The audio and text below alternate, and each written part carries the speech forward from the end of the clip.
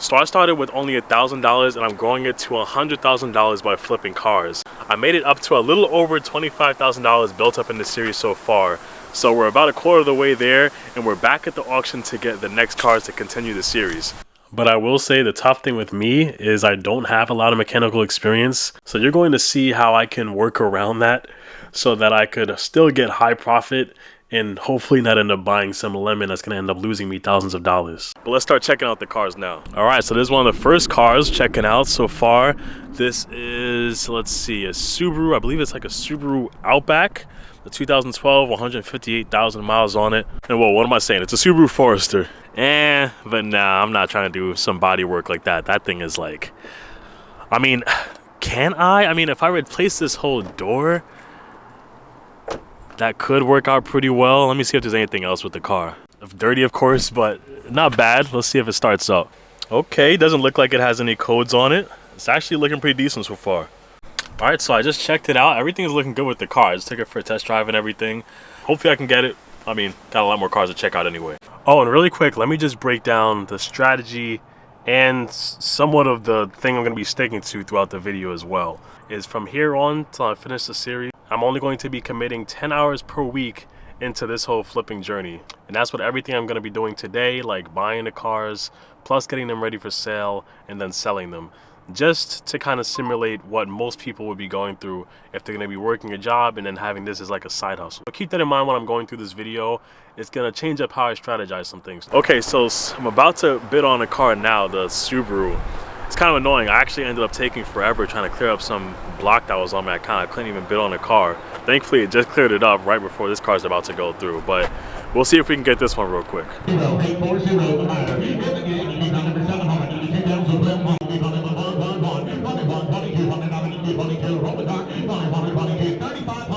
Wow, that's crazy. So I was trying to get that car for around $2,000. It ended up going for like $3,000 instead. And that's $3,000 before any bidder fees come up. So like after bidder fees, it's gonna be like $3,400. Dang near the same price as private sale, like regular private sale prices. And the thing still needs work too. The thing still needs like, you know, body work.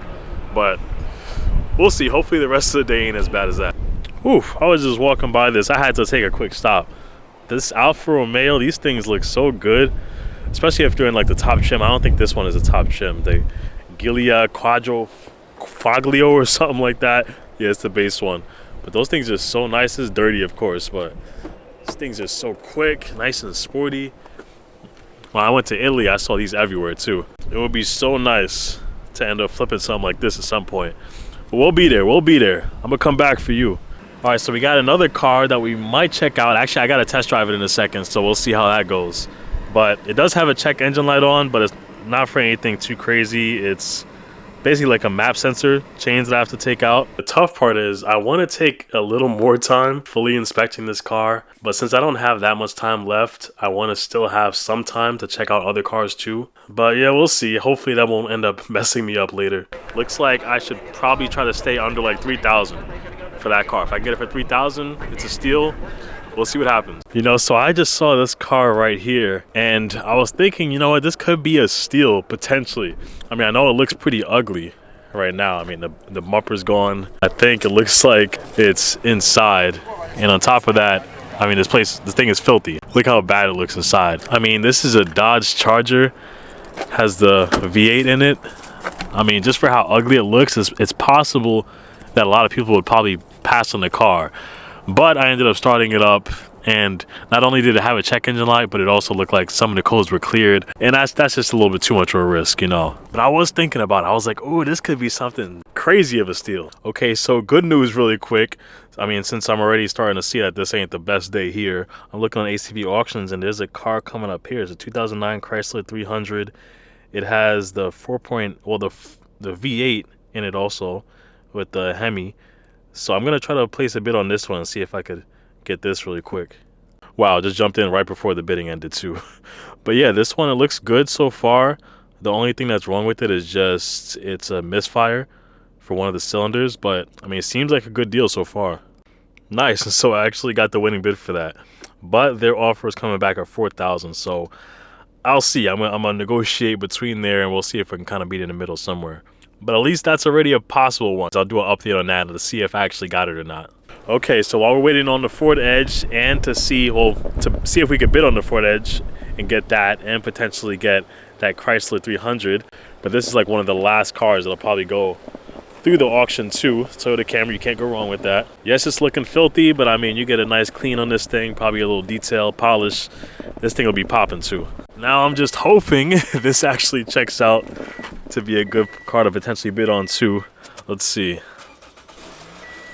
Okay, it starts, that's one sign. Okay, I'm gonna scan to see if there's any cleared codes or any engine codes. Hey, it's nothing. Okay, it's looking good so far.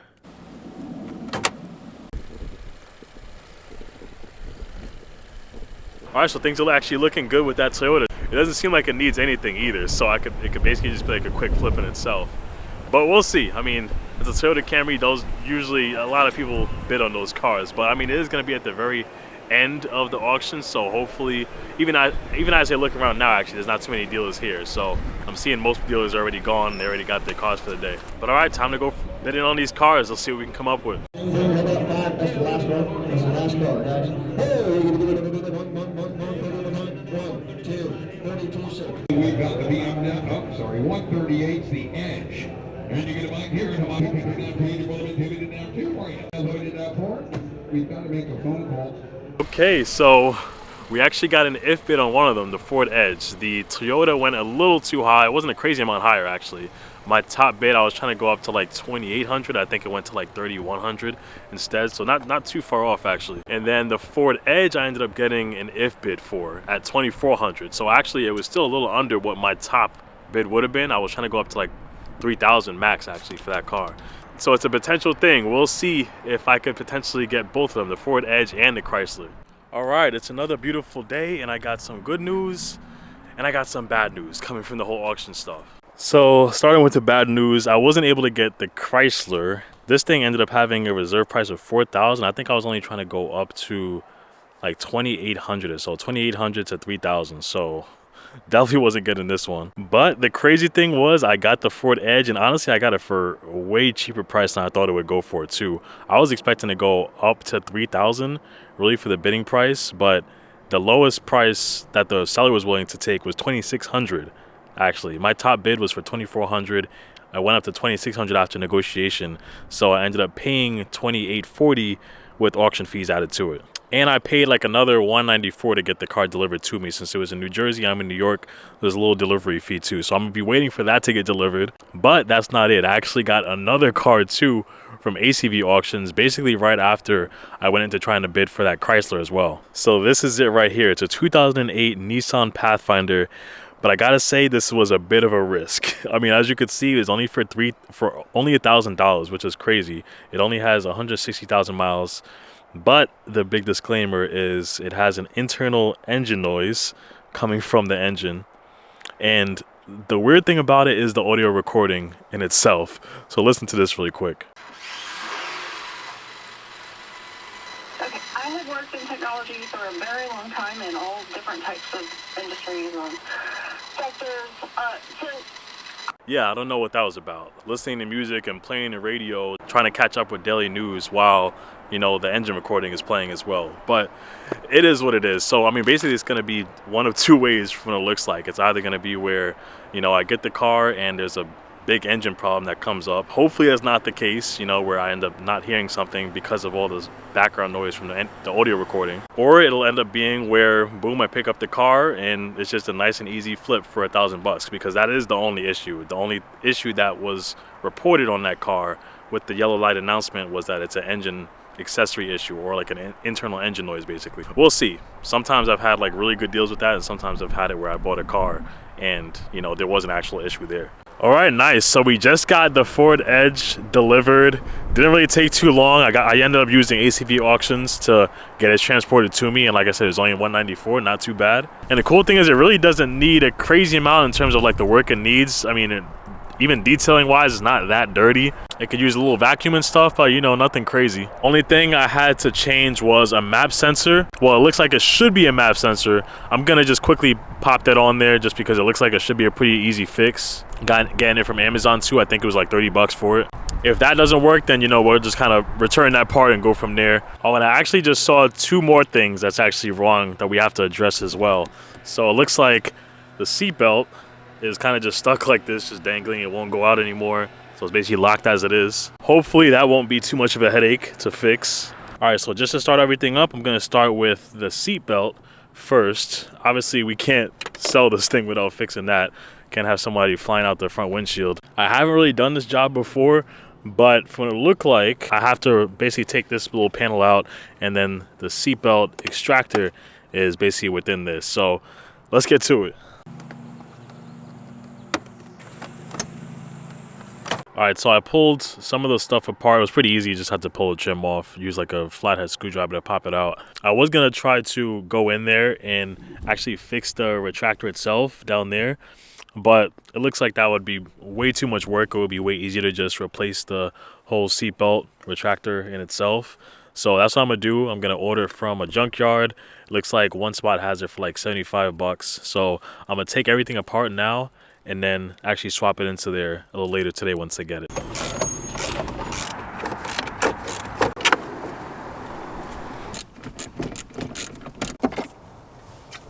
All right, cool, that wasn't too bad. So I just took everything out. Now, like I said, I'm just gonna come back to that a little later once the part comes in. For now, I'm gonna get to the map sensor. Okay, and that's the sensor that I have to replace right there. Hopefully you can see that. There we go. I'm gonna say that this should be extremely easy. I hate saying that in general, to be honest, with cars, because a lot of times when I say that, it ends up being some ridiculous problem or something ends up breaking and the whole job gets 10 times more hard. But we'll see. I'm gonna start this now. Thankfully, things are going pretty smooth so far, but at the same time, I've already taken a little over 6 hours to flip these cars out of the 10 I'm allowing myself, and I haven't even seen how the Nissan Pathfinder is. So I'm really hoping that that's not going to take me for a surprise when it ends up coming. All right, so I just put back the map sensor. Thank God. It actually was as easy as I thought it was. I mean, literally just took a couple minutes. I'm going to test out like with the test drive and everything to make sure the code is gone right after I change out the seatbelt as well. All right, cool. We just picked up the next seatbelt retractor. It's looking good. Everything's working all fine with it. But let me just throw this thing back in there really quick. Hopefully it should be quick, and then we'll keep everything moving.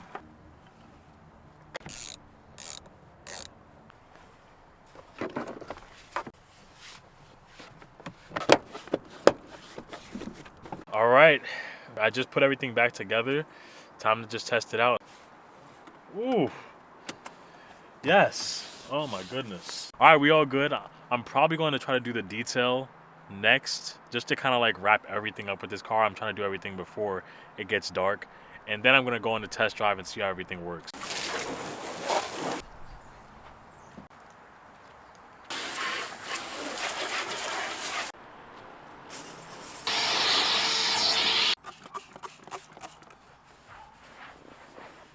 Okay, finished up with everything yesterday. Ended up having to wait the next day to actually do this part so I could take pictures and everything. It's insane actually in New York just how fast it gets dark during the winter. Like 4 o'clock, it's like the sun is setting. By 4:20, it's like nighttime basically. But it is how the car's looking now. Looking much better. It was a lot dirty over there before. I mean, honestly, it didn't really need a crazy amount of work as you guys saw before. But hey, I mean, it's even better now. Basically looks like a brand new car inside. But yeah, so that's everything with that. Now I'm gonna run over down the block and take some nice pictures of this thing. And great news is the Nissan is supposed to be coming today too, so I'm gonna be checking that out. Really hoping that everything is as good as I think it is with that one. But yeah, time to go up the block and take some pictures real quick. All right, so we just got the Nissan Pathfinder. Time to see if things are actually looking as good as I hoped it would. And this is it. I mean, I will say so far it actually looks pretty good. I mean, condition-wise and everything, like, I can't complain really. It's actually crazy to think that you could get something like this for around $1,000 in general. But as I mentioned, it really depends on if that engine accessory issue is like actually a big issue or not. All right, so moment of truth.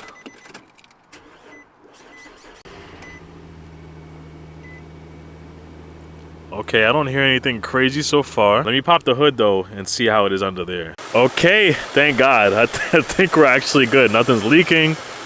The engine's running smooth. I'm not hearing anything as like a big issue coming up. There's no knocking or anything like that.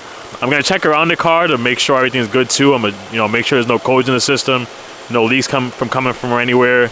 But so far, so good. Yeah, so we're good. We're looking good. I just took it for a test drive and everything too. There's no codes that's coming up. There's literally nothing mechanically wrong with it, which is wild. Again, I paid around $1,000 for this. Like that's insane. It does just need a little bit of a detail, like a little more than what the Ford Edge needed.